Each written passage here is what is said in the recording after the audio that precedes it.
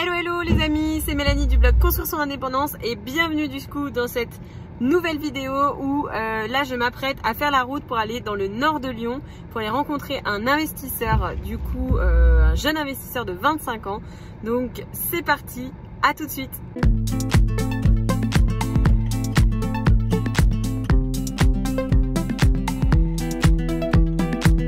Donc salut les amis, donc du coup je suis avec Bastien aujourd'hui, donc 25 ans investisseur, donc vous allez le découvrir dans quelques minutes.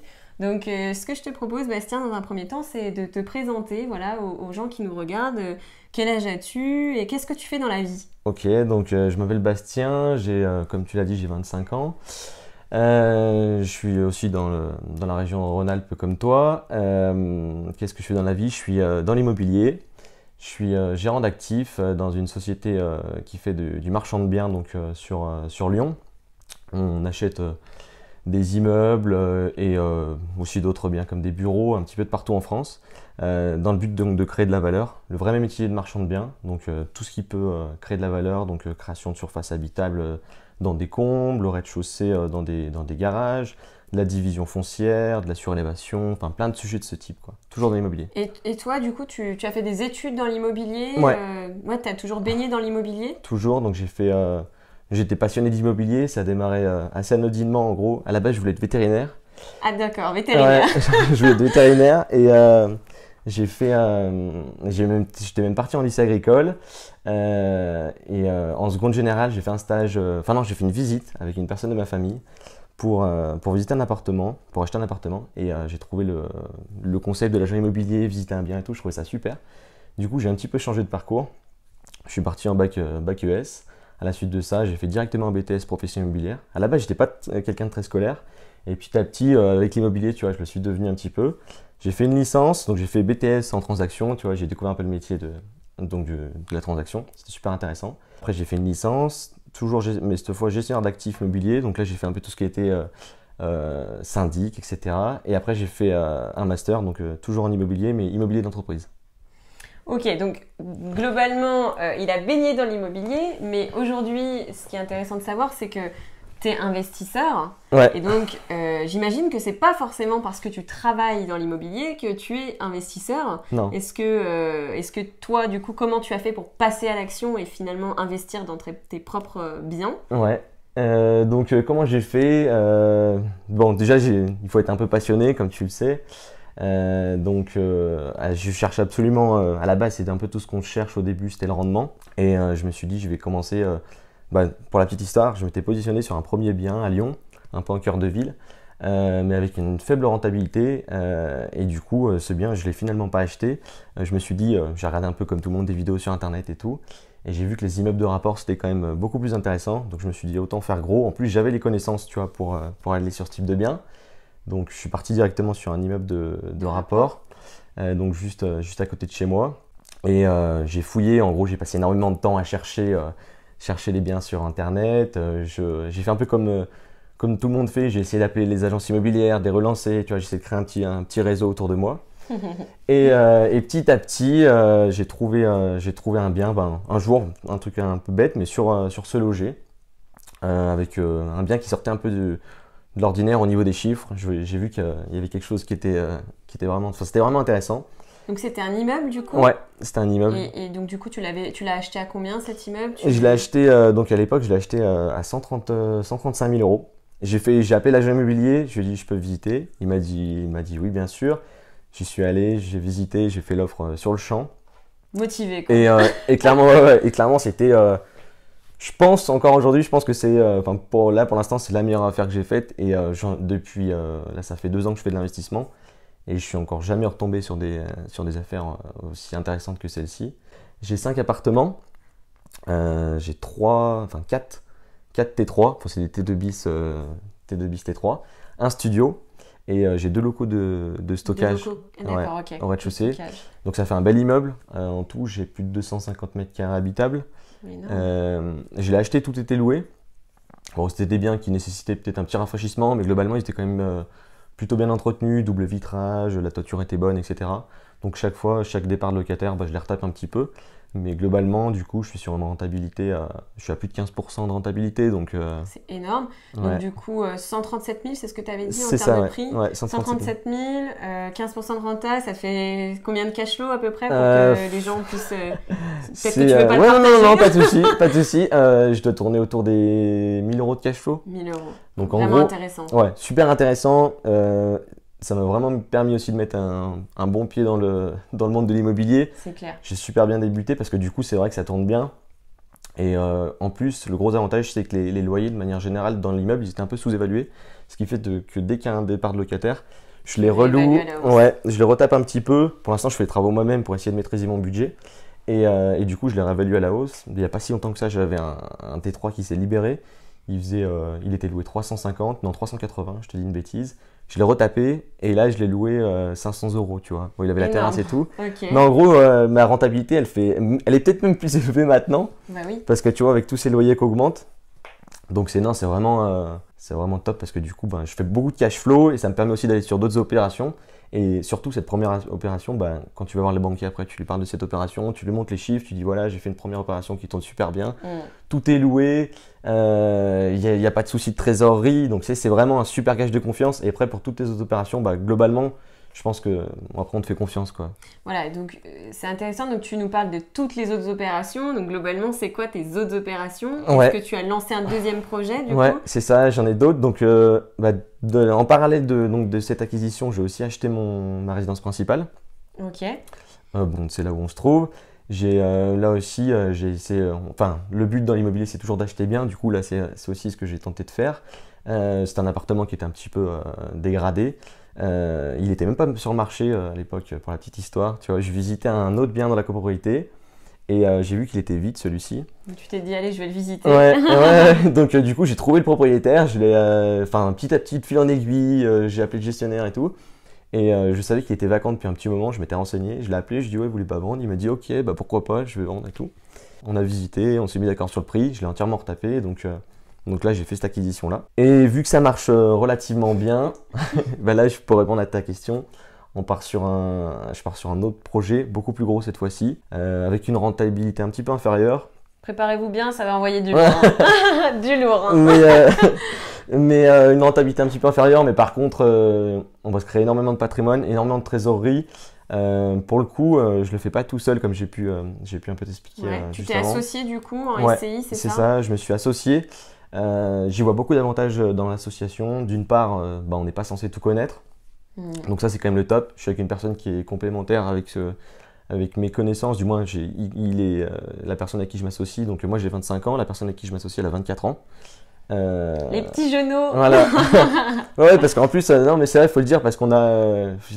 souvent, on croit qu'on pourrait toucher de l'argent de la famille, etc. Ouais, tout à fait. Mais là, pour le coup, c'est pas du tout le cas. On est vraiment des personnes qui on se débrouille entièrement par nous-mêmes. On n'a jamais rien demandé à personne, donc c'est important de le dire. Et donc cette personne-là, elle est dans le bâtiment. Elle connaît bien toute la partie travaux, partie que je maîtrise, mais beaucoup moins que lui. Et moi, du coup, l'aspect investissement, fiscalité que tu maîtrises un peu plus. Que je maîtrise un peu plus. Donc, on est complémentaires. Qui plus est, je pense que c'est pas mal aussi de s'associer parce que ça permet aussi déjà d'avoir un double avis et la partie stress, tu vois. Parce que quand t'es deux, du coup, tu réfléchis pas pareil. Tu partages ton stress. Ouais, tu partages ton stress. Toi, tu connais parce que tu fais ça aussi. Voilà, tu fais pas moi mal. Aussi, j'investis en couple. Du coup, c'est exactement pareil. C'est ça. Et c'est vrai que c'est quand même beaucoup plus simple. Et après, c'est tout bête, mais pour la quantité de travail aussi.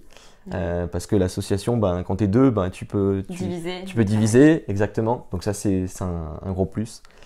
Donc voilà, donc maintenant, je sais ce qui vous intéresse, c'est les chiffres. Alors, combien? Il faut que je les donne.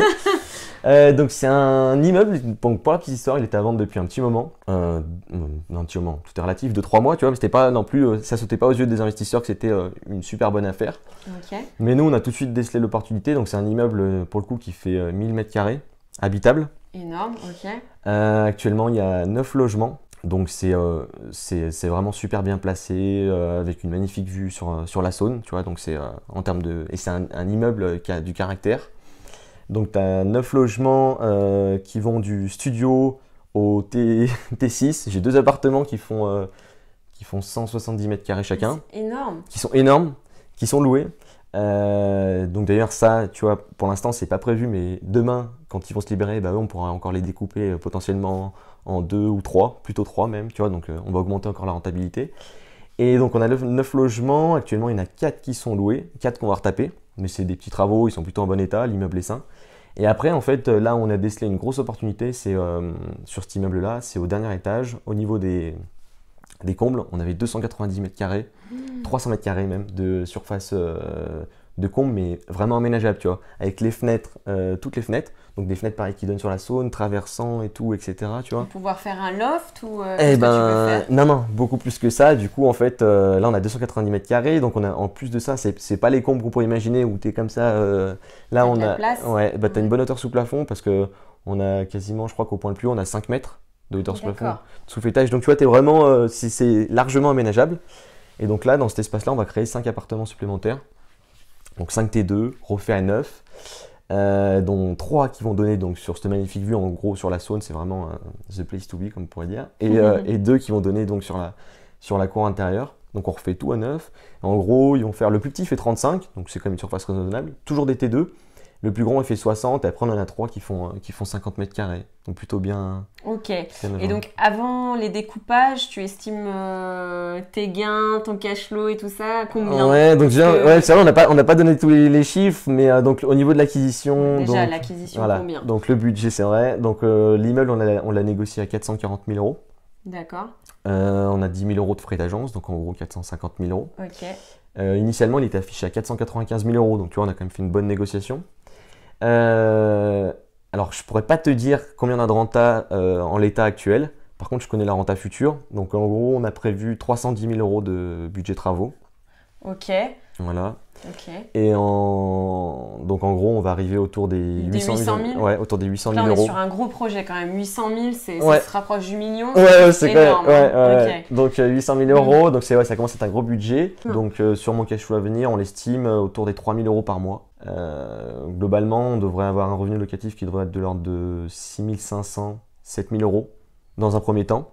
Et en termes de mensualité d'emprunt, je parle de cash flow brut, hein, pour qu'on soit bien clair, on devrait être autour des 3 500. Donc après, il faut rajouter un peu de charge, un peu d'impôt. Ouais, bien sûr. Sachant qu'on est monté on est sur une SCI à l'IS, donc tu vois, du coup, on va essayer de maîtriser notre imposition.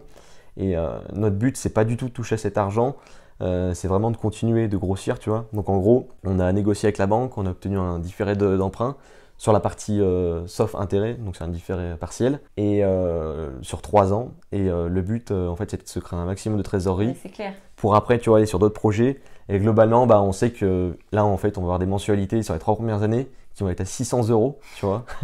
Non, mais vous vous rendez compte? Actuellement, donc ouais, 600 euros de mensualité. Ouais. Actuellement, on touche, on devrait toucher, je crois qu'on doit toucher, je ne vais pas vous dire de bêtises, mais on doit toucher entre 2000 et 3000 euros de revenus locatifs. Donc déjà, tu vois, en l'état, ça fait déjà des gros revenus locatifs dès le départ. Et en plus de ça, ben, rapidement, dans les 6 prochains mois, on aura tous nos appartements de louer. Donc c'est vraiment top. Et donc la petite cerise sur le gâteau, c'est les 2 gros appartements. Du Que coup, tu peux diviser. en fait, parce que en fait, les combles, ils sont au 3e étage. Voilà, et au 2e et au 1er, ben on a 170 mètres carrés, 170 mètres carrés, qu'on pourra encore diviser, tu vois, encore, potentiellement, on pourra faire 6 appartements au lieu de 2, tu vois. Donc, et en plus, c'est des appartements qui sont loués relativement pas cher, tu vois, c'est des anciens, c'est des locataires qui sont là depuis de nombreuses années, donc si c'est des loyers qui sont vraiment faibles, demain, si on les divise et qu'on Ouais. fait les travaux, bah, là, la rentabilité, elle va exploser. Ok, Donc, en donc, termes- deuxième achat vraiment avec un potentiel énorme. Ouais, et en termes de rentabilité, du coup, parce que ça c'est intéressant, donc comme je vous l'ai dit, le premier c'était vraiment exceptionnel, on était sur un 15. Après, tu vois d'ailleurs, ce qui est marrant, c'est que tu vois, je cherche absolument à essayer de retrouver des rentas comme celle-ci, et j'ai loupé des affaires en fait, parce que du coup je voulais du 15, du 15, du 15, Ouais. mais il faut savoir que dans les faits, je sais qu'on dit souvent, oui, faut trouver des rentas de fou. Hmm. Dans les faits, c'est pas si évident. Et souvent, j'avais pour habitude de dire que la rentabilité, c'est la rémunération du risque. Et mine de rien, je pense que ce dicton, il est carrément vrai. Hmm. C'est-à-dire qu'au bout d'un moment, si on a des rentabilités élevées, c'est forcément qu'il y a T'as quelque pris chose du derrière. risque en face. Tu vois, T'as de la gestion. ouais, mon premier investissement, c'était vraiment le coup de fusil. Mais je sais que c'est pas tout le temps. Le coup de fusil, bah, c'est peut-être, comme on dit souvent, c'est coup de fusil, c'est une fois par siècle. Enfin, tu vois, c'est. Oui, après, je veux dire, t'as Ouais. 25 ans. à 25 ans, tu as de la marge. Je veux dire, ce que tu fais, c'est juste incroyable. À 25 ans, d'investir dans un bien à 800 000 €, c'est juste énorme. Demain, tout cet argent que tu vas pouvoir mettre de côté avec les différés, etc., tu seras prêt là pour... après, ça va être top, Et donc, pour la suite. Et donc, tu vois, du coup, donc là, on va être, là, sur le premier, on était à 15, et là, on devrait être autour des 9,5 en l'état, et peut-être plus après. Par la suite. Par la suite, Ok. Donc aujourd'hui, toi, à 25 ans, avec ton expérience, si tu devais donner 3 conseils à des personnes qui sont débutantes, qui regardent cette vidéo, qu'est-ce que tu leur dirais de faire là tout de suite? Ils sont chauds pour se lancer dans l'immobilier et ils savent pas comment faire. Ok. Et le premier conseil que je donnerais, c'est la détermination, la motivation. Ça, pour moi, c'est primordial parce que on en a encore parlé, c'est vrai que je pense qu'on peut le dire, on voit beaucoup de personnes sur internet, pas mal de fausses croyances sur le fait que c'est facile, que ça nécessite pas beaucoup de temps, qu'on va être indépendant financièrement. Dans les faits, je veux pas vous noir sur le tableau, moi j'adore ça, c'est vraiment un truc, c'est ma passion. Quand on aime, tu vois, du coup on compte pas, et c'est vrai qu'on y passe beaucoup de temps, mais ça nous déplaît pas, toi aussi tu sais ce que c'est. Mais par contre, c'est vrai que c'est chronophage. Ça va nécessiter beaucoup de temps. En fait, en gros, pour réussir, je vais même dire un truc plus simple. Pour réussir, il faut manger immobilier, dormir immobilier, il faut se doucher immobilier, il faut penser qu'à ça jour et nuit. Non, mais sans blague, je pense que c'est vraiment un truc. C'est la détermination, c'est le premier. Si je devais donner un conseil, tu vois. Ouais, c'est clair. Il faut y penser. La détermination. Il faut y penser tout le temps. Et tu vois, même toi, tu me le disais, c'est un truc. Si t'es pas dedans à fond, puis même pour faire la différence par rapport aux autres, il faut être un truc à la con. Il faut être le premier. Et souvent, pour être le premier, il faut de la détermination parce que l'opération, dès que tu la vois, paf, t'appelles et tu vas vite. Il faut être prêt à prendre des risques aussi. Ouais, c'est ça. Et ça, d'ailleurs, je pense que c'est le deuxième très bon conseil, passer à l'action. Et passer à l'action, c'est prendre des risques. Je sais que c'est pas facile. Et je suis le premier. Il y a des nuits où, franchement, je dors pas, j'ai des soucis. Peut-être qu'on en parlera, mais j'ai eu des soucis. Le cliché de l'investisseur, vous imaginez même pas comment. Donc, le deuxième conseil que je peux vous donner, passer à l'action. Et ce que je peux dire aussi, du coup, dans passer à l'action, c'est n'attendez pas forcément le coup de fusil. Juste passer à l'action parce qu'en fait, souvent, les affaires amènent les affaires et c'est un truc. Ça marche un peu dans tout, pas forcément que dans l'immobilier, mais je pense que dès qu'on a fait une première opération, on a plus d'expérience, on va en faire des erreurs, vous inquiétez pas, vous allez en faire plein des erreurs parce que c'est naturel, et même moi j'en fais encore tous les jours, enfin on apprend en faisant. Hein. On apprend en faisant, ouais exactement, et donc, mais je pense qu'il faut à un moment, les 15% de rentage, c'est mon premier bien, mais c'est exceptionnel, et là on a choisi un 9,5, mais parce que en fait le truc c'est de créer du patrimoine, et il y a plein de stratégies, après tu vois, on arrive à créer de la trésorerie, etc. Donc le truc, passer à l'action. Troisième conseil que je peux vous donner, c'est mine de rien de vous former. Je pense que c'est super important. Et d'ailleurs, ça complète un petit peu le fait de passer à l'action. Passer à l'action, c'est super. Il faut passer à l'action. Moi, je suis pour. Et je pousse même mes amis, ma famille, tout le temps, je les pousse à passer à l'action. C'est super important. Mais si on est bien formé, après, on évite quand même un bon nombre d'erreurs. Alors certes, on vous ferait des erreurs, mais elles seront quand même beaucoup plus mesurées. Voilà. C'est des trucs bêtes, mais là, tu nous amènes à une autre question que je vais te poser. Du coup, en termes de formation, donc toi, bien sûr, tu as fait tes études dans l'immobilier. Est-ce que tu as, je sais pas, une formation, un bouquin à nous conseiller du coup? Ouais, j'ai alors des bouquins. Si, j'en ai un, mais il n'est pas forcément en lien avec l'immobilier, mais je trouve qu'il amène à se poser pas mal de questions sur la vie en général, la manière qu'on a d'aborder notre vie en général, les problèmes, comment on peut les aborder, c'est L'autoroute du millionnaire. D'accord, ok. Je ne sais pas si tu l'as déjà lu. Non, mais pas encore. Franchement, il est passionnant. Donc c'est une personne qui a réussi dans l'entrepreneuriat.